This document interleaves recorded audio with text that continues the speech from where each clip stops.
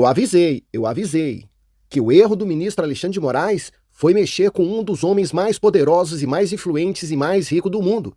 Moraes achou que mexer com Elon Musk era a mesma coisa de mexer com os senadores no Brasil, com os deputados, empresários e cidadãos brasileiros de bem, que qualquer tipo de retaliação que ele impôs contra o Elon Musk, ele iria colocar o rabinho entre meias pernas e ia ficar caladinho. O que eu vou mostrar para vocês são os erros gravíssimos que o ministro Alexandre de Moraes fez contra o Elon Musk.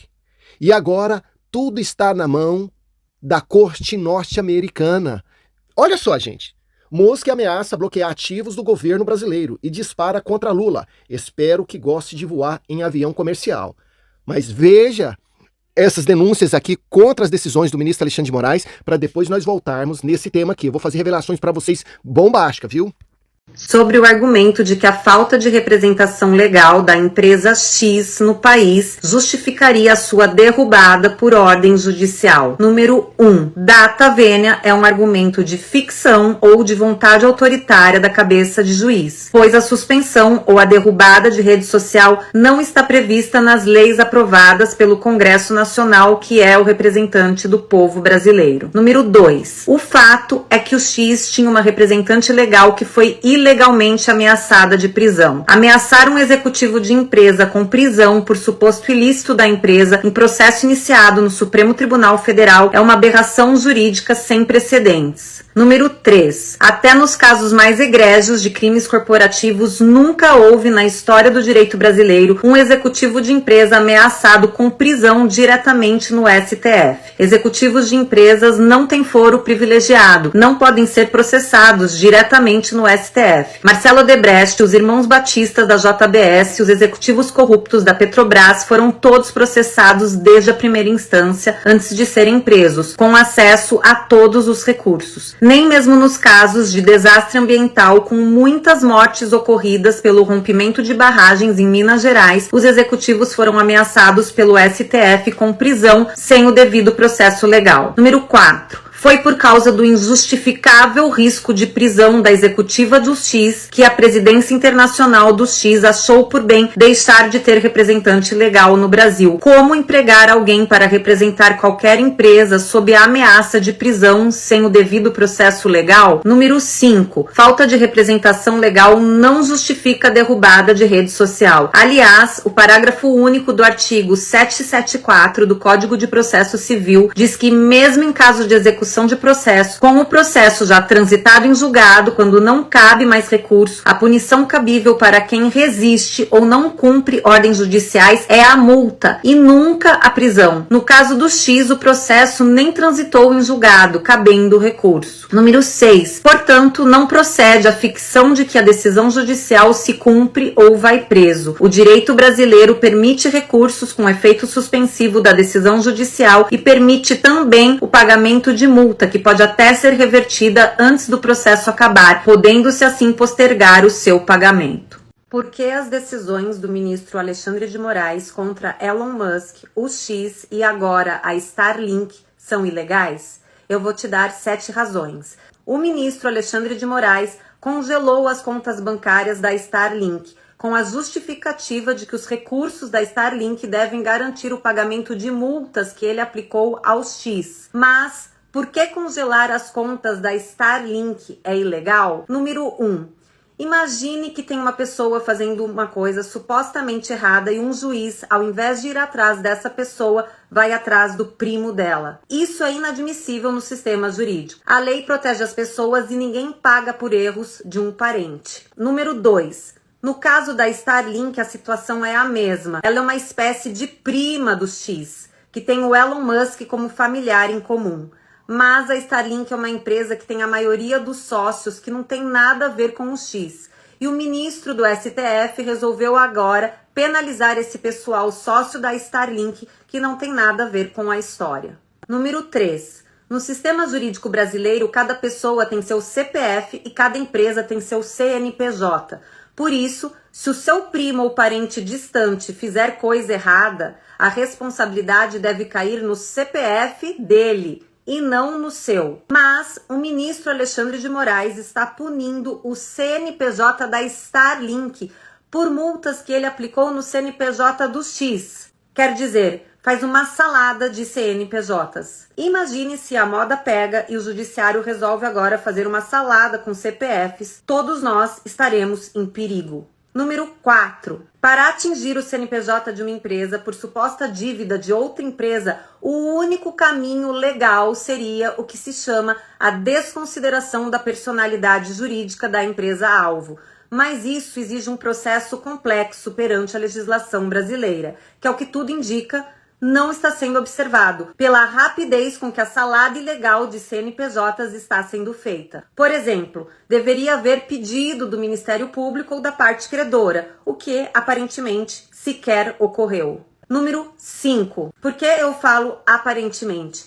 Porque como os documentos do processo não estão integralmente públicos, é impossível até para especialistas avaliarem se o que está acontecendo é legal ou ilegal. Isso em si é inconstitucional, porque pela Constituição Federal todo o processo tem que ser público, com raras exceções não aplicáveis a esse caso de direito empresarial. Então, o X e Elon Musk tem toda a razão de se queixar que o processo no STF está correndo em sigilo e que existe uma censura sobre a sociedade brasileira impedindo que ela saiba o que está acontecendo de verdade no Poder Judiciário. Número 6. O único caso no qual a justiça brasileira poderia alcançar as suas contas por ação ilegal do seu primo seria se você estivesse envolvido na fraude com ele. Então, é isso que também acontece com o caso da Starlink e do X. A justiça só poderia bloquear as contas da Starlink se ficasse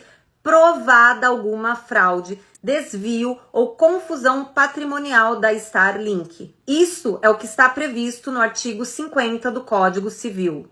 Ocorre que é muito improvável que isso tenha ocorrido, porque sequer houve tempo hábil para que esse processo transcorresse. A decisão do ministro Alexandre de Moraes foi tomada de modo relâmpago, o que impede o devido processo legal. Por fim, número 7, e talvez o mais importante, esse processo nem poderia estar correndo perante o Supremo Tribunal Federal, porque o STF é uma corte constitucional e essa matéria é exclusivamente de direito empresarial. Ninguém tem foro privilegiado, então o processo é nulo, pois a competência deveria ser da primeira instância, como ocorreu no caso Lula, e o tribunal final deveria ser o Superior Tribunal de Justiça e não o Supremo Tribunal Federal. A Starlink, ao que tudo indica, está sendo alvo de uma brutal ilegalidade. Sobre a intimação de Elon Musk pelo ministro Alexandre de Moraes. Número 1. É absolutamente ilegal a intimação de cidadãos estrangeiros por redes sociais. Não existe possibilidade de intimação de quaisquer pessoas por meio de redes sociais na legislação brasileira, principalmente para estrangeiros. Número 2. A citação ou intimação de estrangeiros pelos códigos de processo brasileiros deve ser feita por meio de carta rogatória, endereçada ao judiciário do país de sua residência e deve tramitar pelo judiciário competente para intimá-lo, que é o judiciário estrangeiro. Número 3. Portanto, a intimação de Elon Musk é nula de pleno direito pela Constituição brasileira. Tem mais, o STF passa por cima das normas e tratados de direito internacional. Número 4. A rigor, Elon Musk jamais poderia estar sendo processado pelo STF, pois mesmo que fosse brasileiro, Elon Musk não tem foro privilegiado,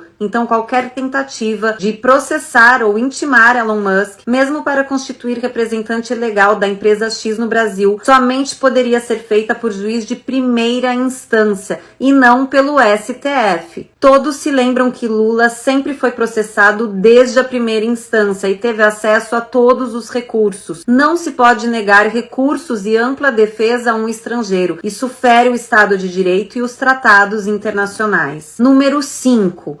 Finalmente, o direito brasileiro não pode sucumbir perante a vontade de ministros do STF ao arrepio das leis brasileiras. O nosso sistema legal não é o Estado ditatorial de direito, ou não deveria ser. Todavia, não existe mais devido processo legal no país.